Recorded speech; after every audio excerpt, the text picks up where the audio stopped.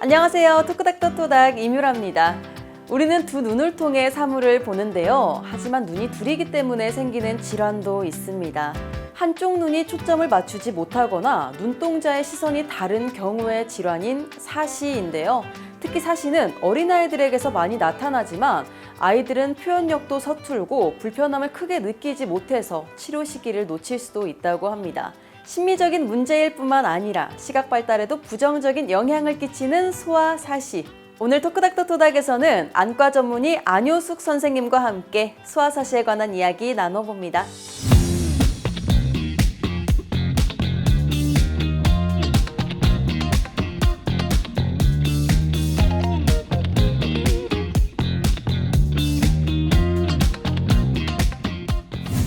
선생님 안녕하세요. 네, 안녕하세요. 네, 오늘은 소아사시에 대해서 말씀해 주실 텐데요. 먼저 소아사시는 어떤 건지 궁금하거든요. 네, 일단 사시는 이제 시선이 틀어진 걸 말하고요. 그다음에 사시는 모든 연령에서 발생할 수 있습니다. 근데 특히 소아사시에 관심을 갖는 이유는 소아에서의 그 사시 발생률이 일반 연령보다 훨씬 높고요. 그다음에 소아에서는 시선이 반듯해야 나중에 시력 발달이 되는 그 필수 조건이기 때문에 더 관심을 갖게 됩니다. 방금 말씀하신 소아사시도 그렇고 이 사시에는 종류가 많다고 들었어요. 네. 어떤 종류가 있는지도 알려주시죠. 무척 많죠. 사시는 그 여러 그 원인이라든지 그냥 방향이라든지 임상 양상에 따라서 분류할 수 있는데요. 그 수직성, 수평성, 회선 사시는 이제 방향에 따른 거고, 아이가 발생 시기가 선천이냐 후천이냐, 혹은 영아성이냐 따라 달라질 수 있고요. 간헐성이나 향상성, 그다음에 마비성 그런 것은 임상 양상과 관련된 것입니다. 따라서 그 모든 사시는 한 가지 방법으로 치료하는 게 아니고 그 원인에 따라서 종류에 따라서 치료 방법이 달라지게 됩니다. 네, 근데 특히 어린아이일 경우 눈에 초점이 맞지 않아도 표현력이 서툴어서 이제 부모님들이 유심하게 잘 그렇죠. 관찰을 해야 될 것 같은데요. 네. 그래서 궁금한 점도 많으실 것 같아요. 네. 네, 그래서 준비했습니다. 소아사시에 관한 궁금증 모아마 베스트 3 시작합니다.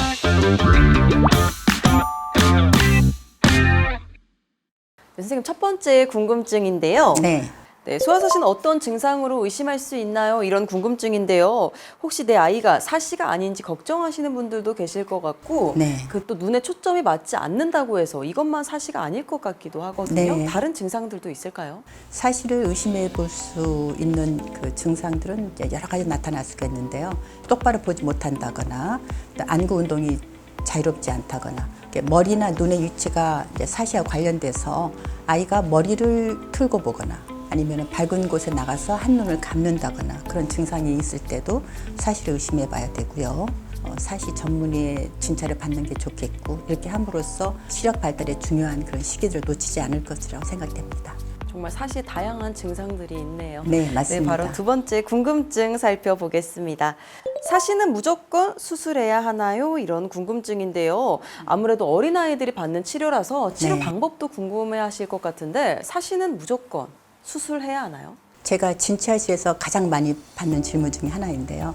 모든 치료에는 수술적 치료와 비수술적 치료가 있는 것처럼 안과에서도 수술 말고도 프리즘이나 안경을 사용하는 광학적 치료가 있고, 또 눈의 운동을 시키는 그런 기능적 치료가 있는데 꼭 수술이 필요한 경우가 있습니다. 이런 비수술적 치료로 사시가 교정이 안 될 때, 다시 말하면 각이 굉장히 크거나 아니면은 복합 사시일 경우에는 수술이 필요하고요. 어떤 아이가 좀 빠른 치료를 원할 때, 예를 들면은 학교 가기 전이라든지 그런 경우도 필요하고요. 사시가 계속 진행된 경우에는 수술적 치료가 필요합니다. 중요한 것은 안과 전문의가 이 아이가 수술이 필요하다고 그런 결론을 내렸을 때는 부모님께서는 거기에 대해서 적극적으로 고려해 보시는 것이 좋습니다. 네, 선생님 그렇다면 수술할 경우에 마취 또는 그 수술의 부작용은 없을까요? 사시에서 일어나는 그런 부작용, 또 마취로 그 수술이나 마취에 의한 부작용은 굉장히 적습니다. 특히 소아사시의 경우 전신 마취가 필요한데 요즘은 사시의 방법이나 마취제 개발로 굉장히 그런 부작용이 줄어들었고요. 단지 이제 사시 수술은 과교정, 부족교정 등이 따를 수가 있는데 정기적인 시력 검진, 그다음에 사시 검사, 그리고 안구 운동 등을 통해서 그런 재발을 훨씬 줄일 수 있습니다. 네, 바로 세 번째 궁금증 살펴보겠습니다. 치료는 언제 하는 게 가장 좋은가요? 이런 궁금증인데요. 아이가 사시를 진단받았다면 빨리 치료하는 게 효과가 좋은지 아니면 치료에 적기가 따로 있는지도 궁금하거든요. 네, 꼭 강조하고 싶은 부분인데요. 사시의 진단은 빠를수록 좋고요. 사시의 치료는 그 사시의 종류에 따라서 적당한 시기에 적당한 방법으로 치료하는 것이 원칙입니다. 그래서 사시가 의심되거나 그렇다면은 아이의 시력 발달을 위해서라도 전문의 정확한 진단과 치료가 필요하겠습니다. 소아사시에 관한 궁금증 좀 해결되셨나요? 지금까지 궁금증 무하마 베스트 3였습니다.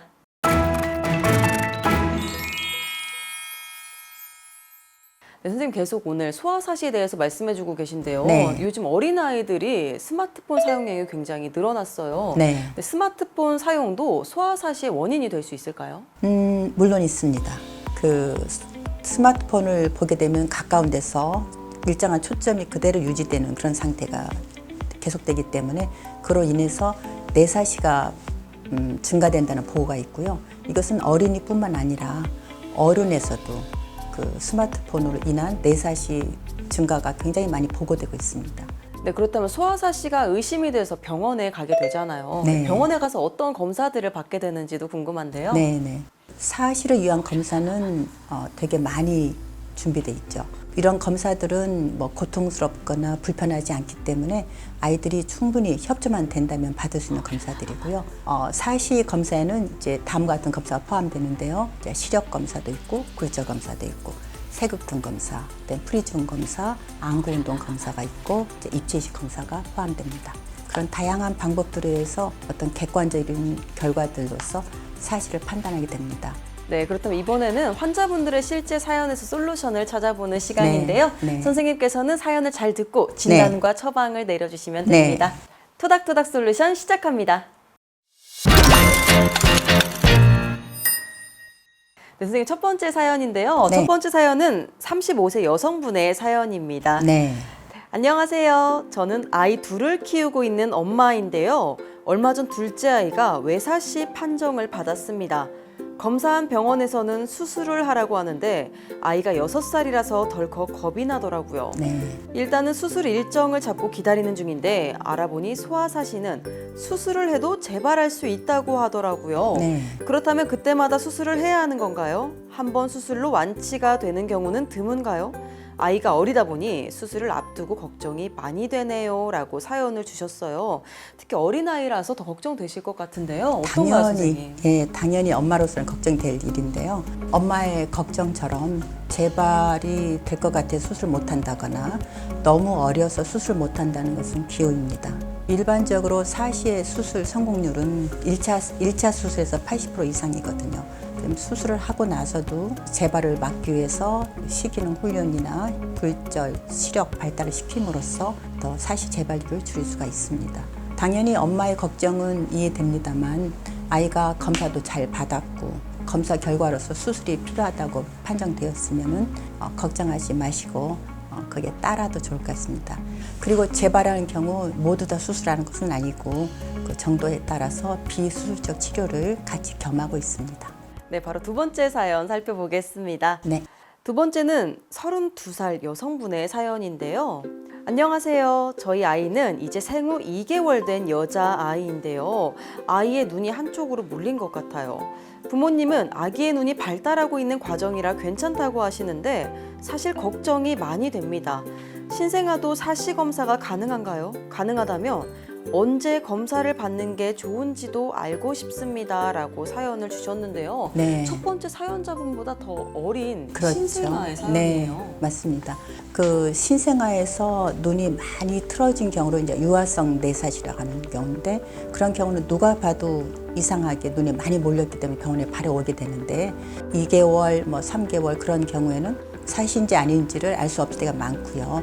그런 경우에는 대개 6개월까지는 아이의 양아시 기능이 미성숙되기 때문에 그때까지는 좀 기다려보면 또 괜찮고요. 6개월 이후에도 이런 사시가 의심된다면, 그리고 언제라도 사시가 의심된다면 전문의의 진찰을 받는 것이 도움이 되겠습니다. 네, 많은 도움 되셨나요? 토닥토닥 솔루션이었습니다. 이번에는 저희가 직접 거리로 나가 시민분들과 함께 소아사시에 관한 퀴즈를 풀어보는 네. 시간인데요. 네. 건강상식 능력고사 시작합니다.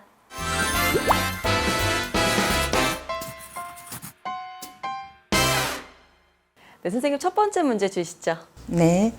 첫 번째 문제입니다. 사시가 있으면 시력이 나빠진다. 그렇다면 O 아니면 X를 선택해 주세요. 네, 벌써부터 시민분들 어떻게 정답 보내주셨는지 궁금한데요. 네. 화면으로 만나볼까요? 네. 오. 아무래도 시야가 다르기 때문에 시력이 더 나빠질 거라고 생각합니다. X라고 생각을 합니다. 왜냐하면 사실은 눈동자의 위치, 남들이 보는 눈동자 위치에만 문제가 있는 거지 그 사람도 그 사람이 어떤 거를 보는 데에는 지장이 없다고 생각을 하기 때문에 전 X라고 생각하고 있습니다. 저는 원래 O라고 생각했거든요. 네. 근데 그 눈동자의 위치만 다른 거다라는 그 시민분의 답변을 듣고 네. X라고 다시 또 정답을 바뀌게 됐는데 네. 정답이 뭔가요, 선생님? 정답은 O입니다. 사시가 있으면 시력이 나빠질 수 있습니다. 모든 경우는 아니지만 사시가 있는 경우 적절한 시자극이 충분하지 않아요. 시력이 떨어질 수 있고 특히 사시성 약시의 경우가 가장 시력 애호가 나쁩니다. 네, 그렇다면 계속해서 다음 문제 주시죠. 네. 다음 문제입니다. 사시는 유전이다. 그렇다면 O 아니면 X를 선택해 주세요. 두 번째 문제는 왠지 맞는 것 같기도 하고 아닌 것 같기도 하고 헷갈리는데요. 네, 우리 네. 시민분들은 어떻게 정답을 보내주셨을지 화면으로 보시죠. 네, 될 것 같아요. 왜냐면 아르바이트 할 때 부모님이 사신데 자식도 같이 그런 경우를 봐서 될 것 같습니다.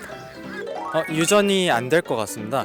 그냥 단순하게 후천적으로 생겨나게 되는 것이라고 하면은 이제 태어났을 때 그 시신경이 다친다든지 아니면은 이제 그 머리 신경이 또 다치게 되면서 생길 것 같아요, 저는.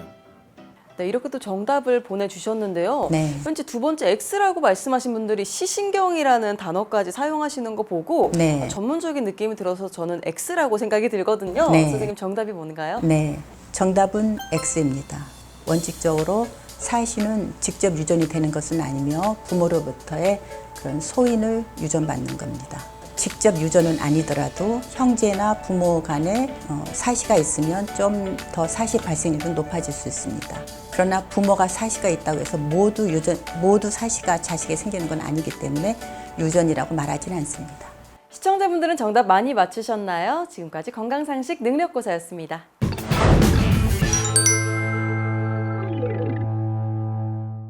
네, 선생님 오늘 소아사시에 대해서 많은 궁금증 해결해 주셨는데요. 또 치료만큼이나 관리가 중요하잖아요. 네. 네, 소아사시를 치료한 후 올바른 관리를 위해 잘 알아두어야 할 주의사항도 있을까요? 사람 몸은 새로운 변화에 적응하듯이 사시 수술 후에도 새로운 변화가 생기게 됩니다. 수술을 하고 나서 시력의 발달과 시선 정렬을 유지하기 위해서는 정기적인 검사가 필요한데요.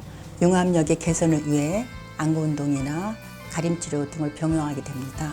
부등시나 약시, 안근 이상이 동반된 사시는 치료 후에도 재발률이 높으므로 정기적인 안과 진찰이 꼭 필요합니다. 토크닥터토닥 오늘은 안효숙 선생님과 함께 소아사시에 관한 이야기 나눠봤습니다. 다음 시간에도 유익한 의학 정보로 인사드리겠습니다. 함께해 주신 시청자 여러분 고맙습니다.